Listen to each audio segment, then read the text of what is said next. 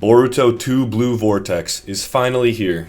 And the kid, no, the man, is dripped the fuck out. Let's talk about it, talk about chapter 1. Quick review and debrief as we go into the next chapter. Obviously, it should be known that spoilers are ahead, so if you haven't read the chapter and you want to, read that first and then come right back here. So after a long and arduous break, the Boruto manga is back in serialization, officially, with its part 2 release. And I will be the first to say, even though Naruto is my favorite manga of all time, favorite anime of all time, I was never super keen on Boruto, and the cool and hype moments really always hinged on Naruto and Sasuke stealing the show. Until the end of part 1, where the writing, in my opinion, for Boruto became gas. Gas. As a quick recap for what happened, Kawaki, using his Rizno jutsu on Ada, which is basically a human cyborg Otsutsuki power woman, convinced her to use her piece de resistance, her omnipotence, which is an Otsutsuki jutsu that changes the memory of everyone and has everyone in the Leaf Village believe that Boruto is the one who not only sent Naruto to a different dimension but killed him, and makes everybody believe that Kawaki is Naruto's actual son. So one thing leads to another. Obviously that wasn't the case. Sasuke helps Boruto escape the village and they begin a training sequence of a couple years. We don't know what happened during that training time. Part 2 kicks off right as part 1 leaves off, where Sasuke takes Boruto out of the village and again becomes a renegade. Now let's talk about the chapter. Right off rip, we've got Boruto cover art, and the man, as I said, is dripped the fuck out. I mean, he looks amazing. He went to Sasuke's school of look and fly. He's not a kid, he's hardened. He's got that scar on his eye that he got from the fight with Kawaki right before part 1 ended. And he's got a cool sword, it looks like Sasuke's sword. He's got bling on, he's got a jacket on, much like myself. Not actually this jacket, but you know how it is. There's really not much to be said other than Sasuke probably spent less time training him and more time teaching him how to style himself. Which is fine for our purposes as viewers, because we want Boruto to look cool. He looks cooler than a lot of other manga characters right now. But the chapter itself opens up with a newly designed Sarada arguing with Shikamaru, who is now the 8th Hokage. Okay. About Boruto's wrongdoings and how incorrect the village is about pursuing him. And yeah, we get a brief mention of Sasuke and that the situation isn't about him, but only Boruto, yada yada, kinda Sarada gets salty at Shikamaru. We got a shot of Kawaki visiting Naruto and Hinata at the dimension that he placed them in. They are still in some sort of stasis. We know that they're alive, and we know that Kawaki still cares about them. And then we're shown Sumire, who was the class representative in Boruto's Genin era, talking to Sarada, and they are discussing the possibility of changing everybody's memories back. They know that Boruto was not evil. They know that Kawaki is actually the guy who caused all of the stuff in part 1. And then they go to Ada and Damon, her brother, who are unaware of the fact that charm doesn't work on them, which is Ada's ability to make everybody fall in love with her, but are aware of the fact that omnipotence does not work on them. So they have to fake being in love with Ada, or being completely honest and truthful to her, while knowing that omnipotence didn't work on them, and Ada basically says, listen, this is how it is, your memories are the false ones, Boruto's evil, you're gonna have to live with it, buddy. But they don't want to live with it. Remember, Sarada has Mangekyo now also, so she's probably pretty strong. And the brother Damon, who literally no one likes or gives a fuck about. I swear to God, if you like Damon, something's wrong with you. He's sus about them, but he's keeping it cool, he's letting it slide, he's just like sucking on his sister's ass. Very weird relationship. And really quickly, we got a shot of like a grown-up Mitsuki wanting to protect Kawaki like he did Boruto in the past. Not really too much happens there. But we also get a while of Himawari training with the current Inoshika-cho trio, and she's getting stronger, so for people who are excited to see her in the manga, that is enticing and promising. I really hope that the writing doesn't go to shit when it comes to Himawari and kind of sends her off and doesn't develop her as a character. I think her potential in Boruto is actually quite high, because even though omnipotence works on her, she still believes that Boruto is a good person. There's something in her heart that's telling her Boruto is a good person. Now, if you excuse me, I'll have to take this off. It's a little hot. Okay, and then the true meat and potatoes.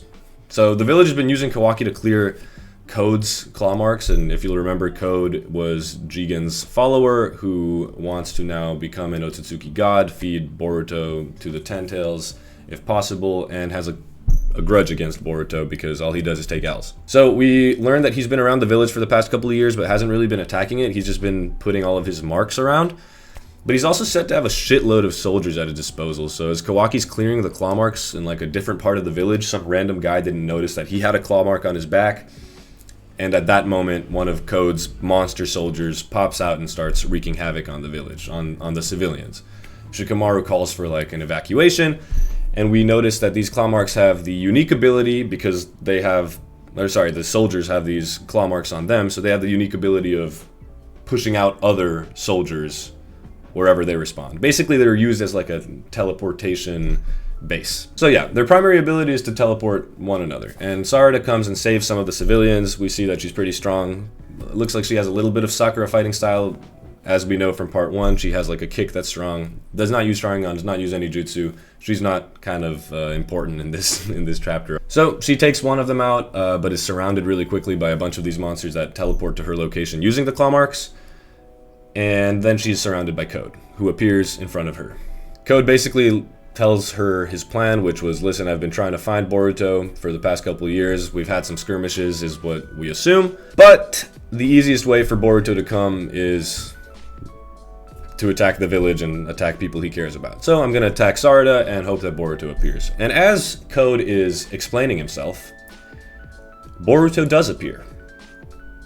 Now this appearance was fucking rad. He pulls such an unbelievably disrespectful move on Code. I'll put up the image right here, but he appears with his foot on his face, staring him down.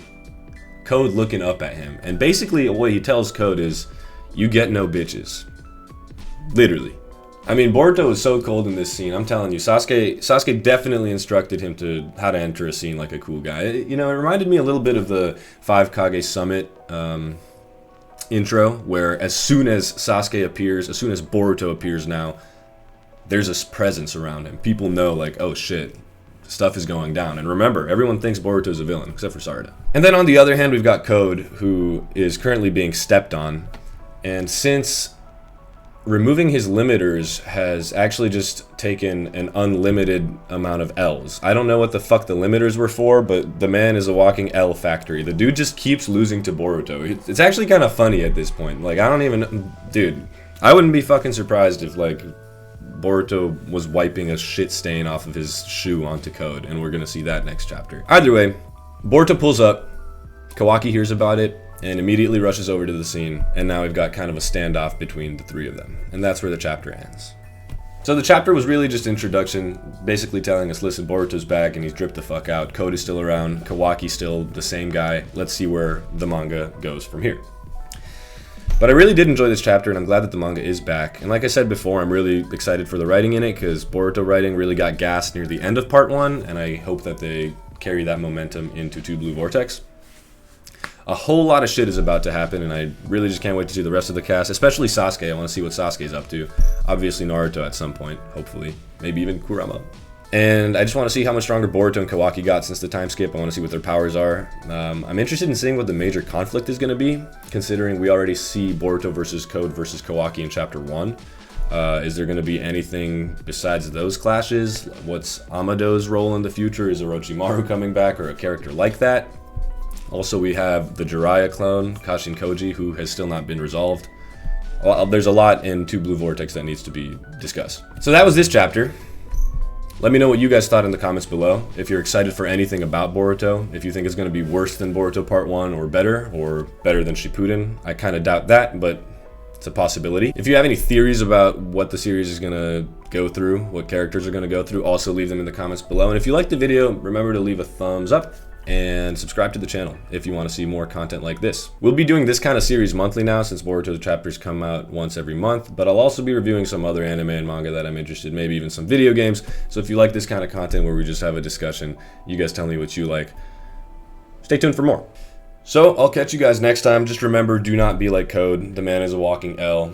If you're starting a new point in your life, if you're doing something cool, maybe you have a new girlfriend or a new job or move into a new city, be like Boruto. Flex up, step on people, be that guy.